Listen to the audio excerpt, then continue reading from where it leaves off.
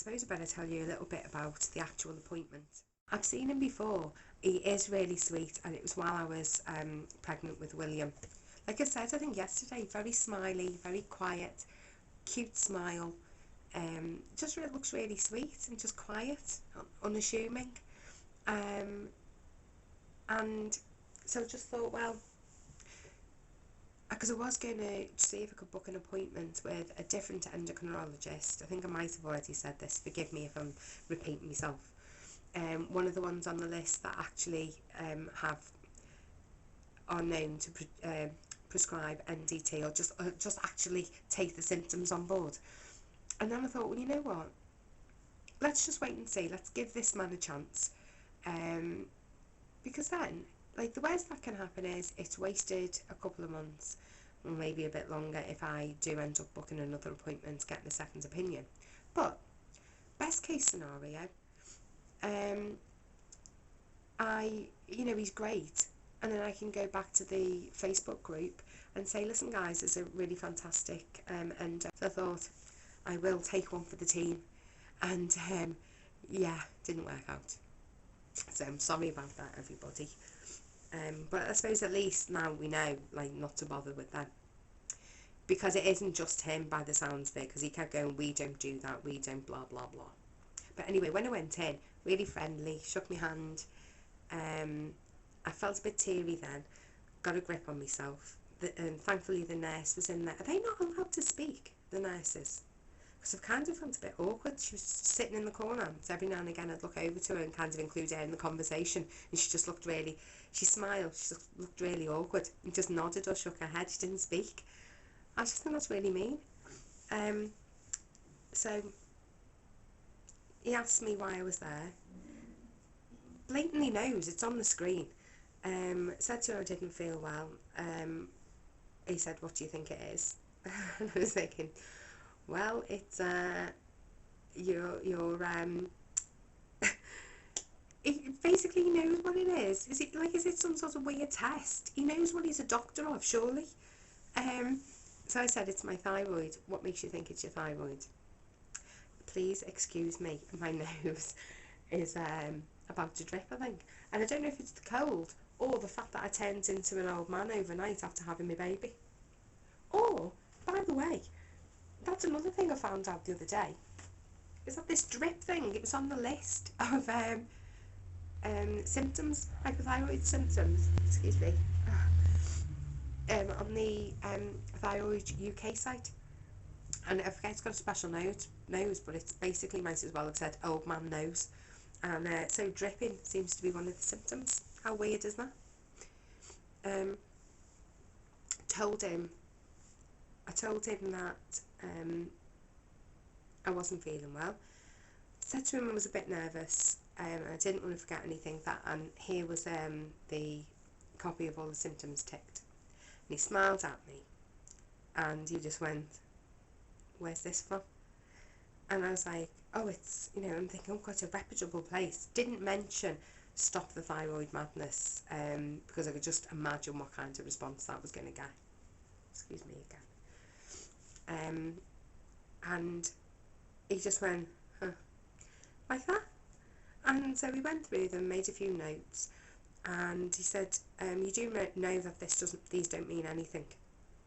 And I said, well, it was more that I didn't want to forget, because I knew you would ask me how I was feeling.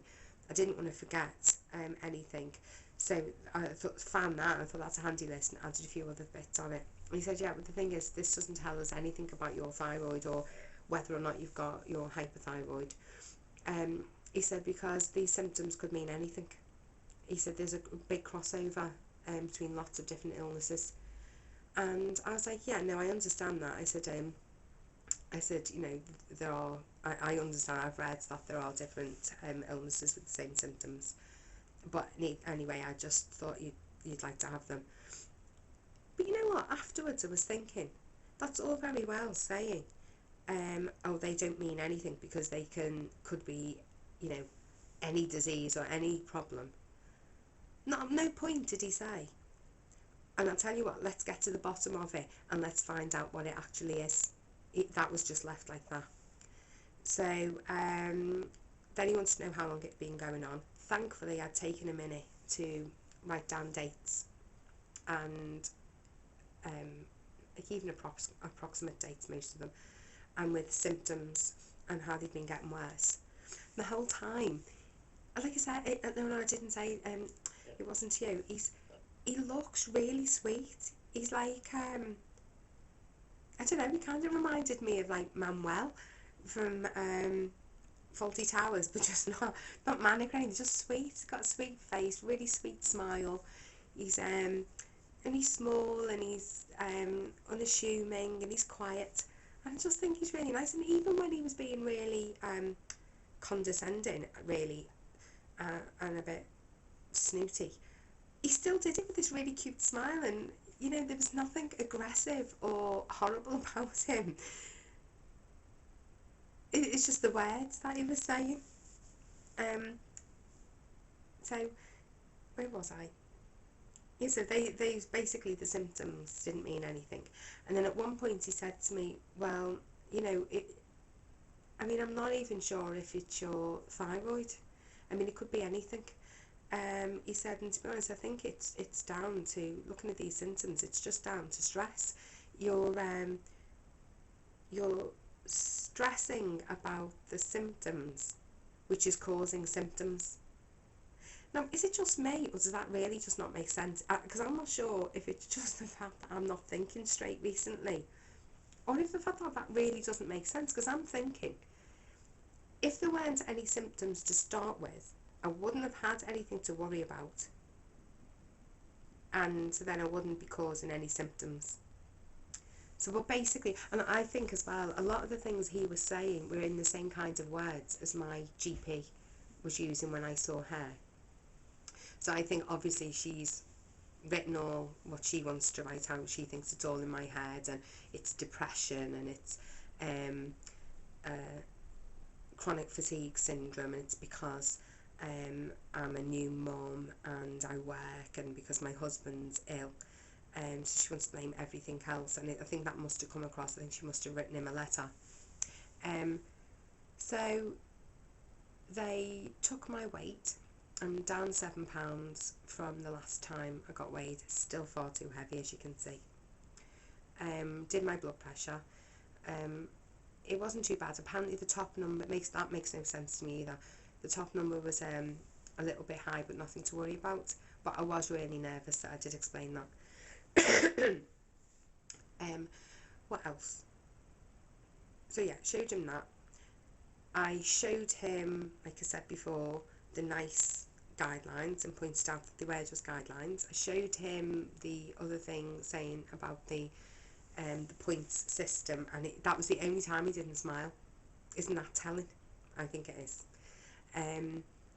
He asked me which one of the symptoms was I most worried about, most concerned about, and I said, well, the headaches had been a huge concern for a long time, because I was saying I just couldn't understand how I could be in so much pain and feel so bad and not be dying.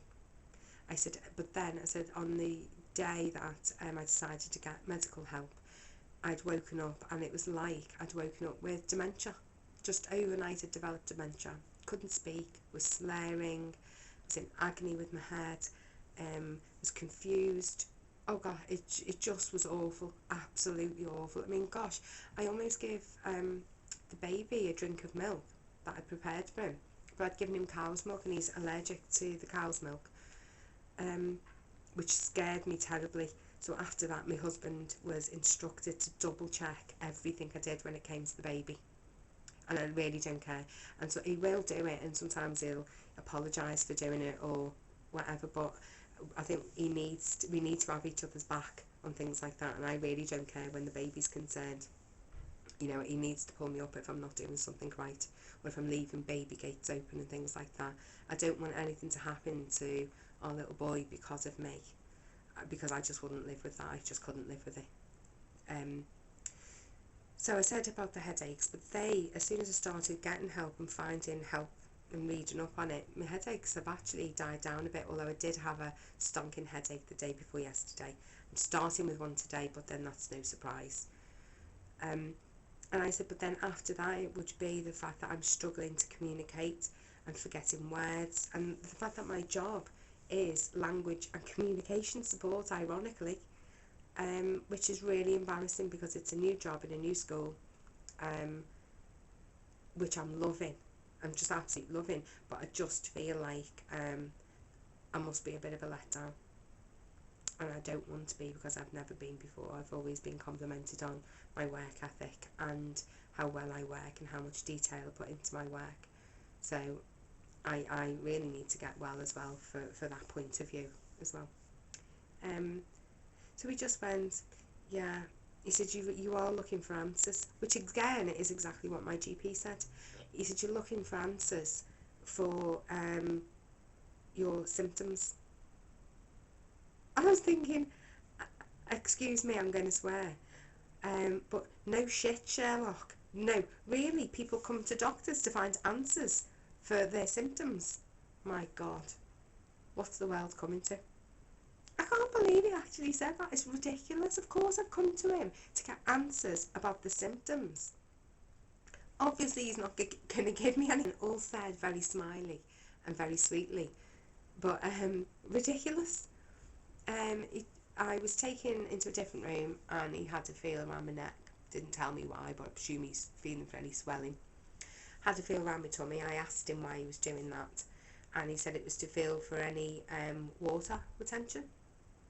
I've never heard anybody mention that, but he checked my Achilles reflexes, so by getting me to kneel on the bed with my feet dangling over the bed a bit, and then he checked those. Those were fine, apparently.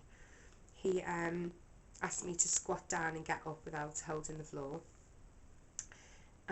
He got me to follow his finger, but I did tell him, because of all this, I had an eye test recently and came back with a very, very slight astigmatism. I was given glasses, but it's almost like just regular glass that you get in a window. He asked, did that help with the headaches, and I've got to say I don't think they have, because I think the headaches started dying down just prior to getting the glasses. What else did he do? I was asking him why sometimes, I said, why are people's tongues sometimes scalloped when they've got hypothyroidism? And he was like, he obviously didn't really know, and he just went, oh, well, that's not really an indicator of being hypothyroid. It could be anything. Again, geez, I mean, where did he get his certificate from, his doctor's certificate? Maybe Kellogg's? How many tokens did he have to collect? So went back in, and he said, well, I'm not really sure if, it's even your thyroid, and but didn't again say what he thought it might be. He reiterated that he thought that the headaches and my symptoms are down to stress, and then he said about the blood tests, and I think I'm going to repeat myself now, I'm not sure. Did I say about the ferritin being low? I think I did. The ferritin was low, and he just shook his shoulders, shrugged his shoulders when I asked how to increase the levels. And he just basically said everything was normal. He was saying I showed him the list of requested labs that Stop the Thyroid Madness suggests that you ask for, and he just went, why? He said, we wouldn't do all these. He said, we wouldn't know what to do with them when you had all these. Why would you want all these? So I just didn't say anything, because I could see that it wasn't going anywhere. And he said, well, if you would like, he said, I can up your dose of Levothyroxine to 100. And he did, why is he saying if I'd like? Have I missed something along the way? Because when I was younger, when my parents were going to the doctors, I'm sure they weren't asked, would you like this or would you like that? I'm sure they're told, well, I'm prescribing blah blah, and then you might say, oh, is there any chance of having such and such? And they'd say no or yes. So he said he'd prescribe 100. He'd up my Levothyroxine to 100 milligrams. And he said that, yeah, I might feel a difference on that. That should, make me feel better. So I did say, okay then, I'll take it. I said, well, I didn't suppose there's any point me asking. I said, I don't really want to up my dose of a synthetic product. I said, as levothyroxine is, I'd rather have a chance of being prescribed or going on a more natural medicine. And he just sat back and went, so what would that be? And he knew exactly, but then he knew because I'd emailed him a few months ago. And I said, natural desiccated thyroid. I said, I'd really like to try it, even if it was just a trial to see if it'll make me better. And he said, but the thing is, these symptoms have got nothing to do with your thyroid. And now he knows they've got nothing to do with the thyroid. Before, he just said, it could be, couldn't be, you know, there's a crossover, but now he's definitely sure they're not one of those things on the list, like that other people have got. And obviously, you know, Thyroid UK isn't just some fly-by-night blooming Facebook page, internet page that somebody's just set up. You know, like, it's been going for a while. There's intelligent people on there who know what they're talking about, but basically they don't, according to him. So that was like it or lump it. It was 100 milligrams, or keep what I'm on, but that's it. I said, well, I said, I think I know what you're going to say to this. I said, but I'm going to ask anyway. I said, if I can source my own NDT, would you be prepared to monitor my blood? He went, no, just straight out no. He said, we don't do that. And I said, so you won't prescribe the NDT? No, we don't do that. I said, who doesn't do it? We don't do it. I said, the NHS? He said, we don't do it. And I said, but the NHS do it. I said, you know, not very many doctors on the NHS do it. I said, but there are a handful. No, there isn't. Yes, there is. I said, I didn't bring the list with me deliberately, because I didn't want to show him, because I didn't want to get any other doctors, not into trouble, but I didn't want him making complaints about anybody, and I didn't want any of them being told that they can't do it, and it being my fault. So I said, there is. I said, there's a list of doctors up and down the country. I said, it's a small list. I said, but they're out there. I said, doctors who will help. And he said, well, you won't find any nearby. And I said, but they are. I said, there's some in Bristol. There's some in Bath. I think somebody said Salisbury. There's another place. Southampton. I think there's one or two there.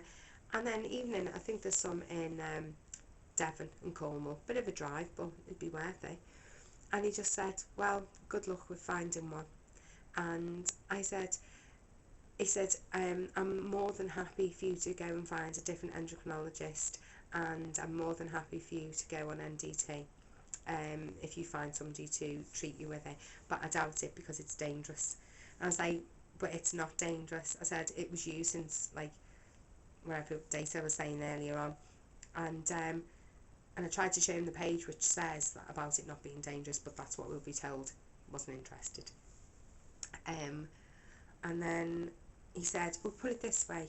He said, if I developed hypothyroidism, or my mother, I wouldn't be using it for me or my mother. He says, because it doesn't work and it's dangerous. And he said, I have tried some patients on T3 only, which again, I don't want that either. I would like all my thyroid hormones, please, not just a choice of having T4, which is levothyroxine, or T3. I would like all of them, please.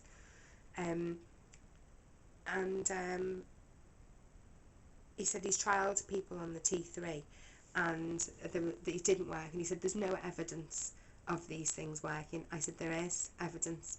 And he said, no, there's no medical evidence. I said, but there is. I said, because there are doctors out there who are using it.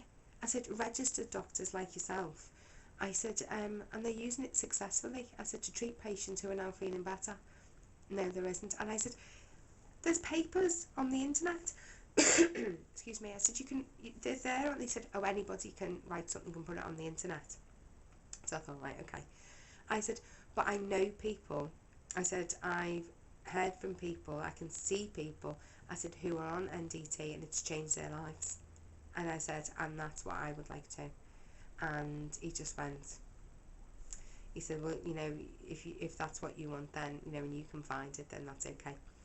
And I'm happy for you to do it. So I just stood up to indicate that I know I'd had enough by then. And I was crying by then, I'll be honest with you. But it wasn't a sob, and it wasn't like, oh. But I was crying, and I think it was more the fact, excuse me, I was nervous, so that didn't help, and I was shaking like a leaf, and it was a different type of cry, and it was kind of more that I was disappointed in him, and I felt like he'd let me down, and it kind of had built my hopes up a little bit, but I did feel let down, and I just thought, oh no, because I am very much the person who does things by the book. I don't like to break the law, I don't like to get into trouble. I am a bit of a sheep, I'll be honest. I'm not a maverick by any stretch of the imagination, but now I'm going to have to do it by myself, because I haven't got the money to pay for private doctor's appointments, and that's the sad fact of the matter, that I'm now going to have to take my health seriously into my own hands, which is funny, because I did say to him, I have been researching, as you can see. I said, no, doctors don't really like that. I said, I think patients have a right to know what's wrong with them and to take an active part in getting better. So, you know, and it just looked, that was the second time he just didn't smile, he was really, like, serious. And I thought, well, what's your problem? Like, are we just supposed to stay ignorant? You know, that's not right, that's not fair.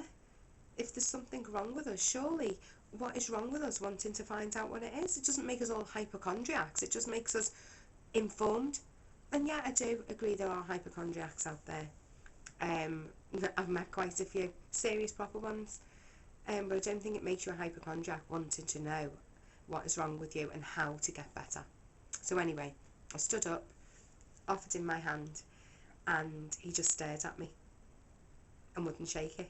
And I thought, no, you will shake my hand. So I just walked around to the side of the desk, got a bit closer to him, put my hand out again, and just looked at him until he shook my hand very limply, and just went, see you again, like that. And I said, no, I don't think so, and then left, and then went round the corner and burst out crying. And then the nurse came over who'd been in there, and obviously she's got to be diplomatic, and he is lovely, and he's probably lovely to her. Do you know, he probably is really, really nice to work with. So she was nice, didn't really say too much, but it was just nice. And she was there, I like ranted for a little bit. She probably couldn't really understand or hear most of it, because it was really like so, but I did say to her, it felt unfair, and it does feel like I'm being held to ransom. And I said, I am going to get NDT, and I said, because I'll order it myself. So she was a bit worried, and she was like, well, please don't do that, you know, do go and see a doctor. And I said, no, because they're all like him. I said, they're all, not all of them, but the majority are like him. So the only way I am going to do this is by getting it myself, and with the help and guidance from people on the internet, such as you know, Stop the Thyroid Madness, or for thyroid patients only, and maybe I might find some other places. Now I'm going to have to do this on my own, because, I mean, obviously you say, you know, what's the worst that can happen? Well, I could get a dodgy batch and pop my clogs, and that's not great, let's face it. But I'm hoping, like, worst case scenario, I feel as rubbish as I did in March this year, and if that's as bad as it gets, now my husband knows like what it is and why he'll look after me. My husband asked me to wait until this appointment before ordering NDT, because he's really worried about me taking it, and I understand completely, because I did, when I started reading that people were buying it off the internet. There are protocols to follow, and there are guidelines out there and people to help, But I just thought, oh my goodness, what are you thinking of? It could be anything. Because I'm thinking like it's like some backstreet kitchen, you know, like you see on the films where they're all like chopping up their own things. You know, as if it's like cocaine and put a little bit of washing powder in yet to fill that out. But it's really not like that. I imagine it's not like that. I'm going to actually see if I can find some information on the factories that do it. But I have heard a few people say that it isn't how we Westerners are picturing it, that they are proper factories and they do make things and send them to what we would call acceptable companies over here. So we'll see.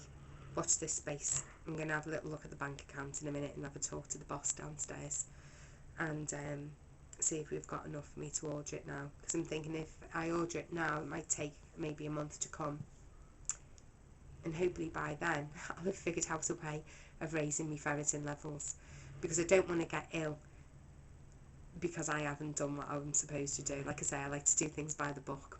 I don't mind if it's off a little bit, but I'm way out, so we'll see. And that's it for now, and I can't believe I got through this video without crying, so it's a good job. Oh well, did I cry a little bit? No, but that was nothing. Yeah, we'll see. Thanks for listening to me again. Bye for now.